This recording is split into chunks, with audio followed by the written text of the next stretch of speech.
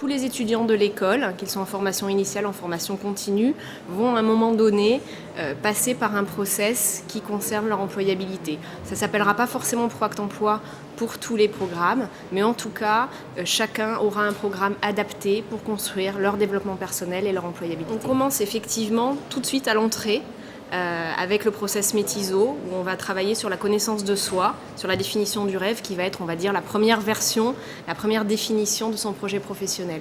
Ensuite, on va s'auto-évaluer sur une grille de compétences, qui sont des compétences clés pour tout manager en entreprise.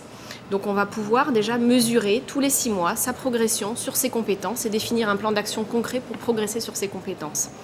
On va être suivi évidemment pendant ce process par des coachs. Il y aura un coaching individualisé et ces coachs-là, c'est important de le dire, sont des coachs professionnels qui sont des recruteurs, qui sont également des entreprises, des professionnels des ressources humaines. Donc il y a un accompagnement qui est vraiment en lien avec le marché de l'emploi. À la fin du cursus, je prends l'exemple du programme ESC, l'étudiant va présenter devant un jury, en fait, à la fin de sa scolarité, son projet professionnel, son parcours et comment il va mettre en œuvre ce projet professionnel.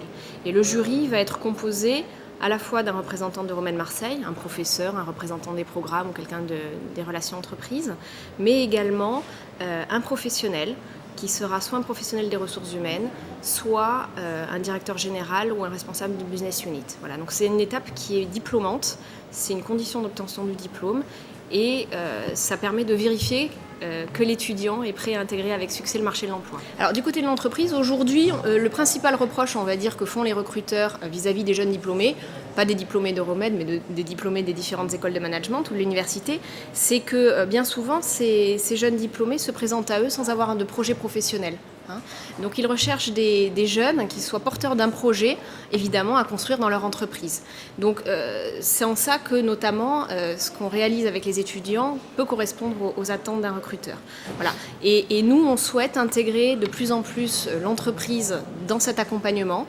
Et aujourd'hui, ça passe également par du mentoring qui implique pas mal de diplômés de l'école qui font du mentoring auprès de nos étudiants. Et on souhaite l'ouvrir de manière assez large à des managers qui ne sont pas forcément des diplômés de l'école. Je crois qu'il y en a beaucoup qui sont intéressés par ce dispositif et ça nous intéresse également. Et nous souhaitons également faire des appels à candidature pour des entreprises qui souhaiteraient participer au jury Proact Emploi. C'est un jury qui généralement plaît bien aux entreprises parce que c'est la possibilité de voir des étudiants en fin de parcours, donc de futurs jeunes diplômés, et pourquoi pas de pré-recruter certains collaborateurs.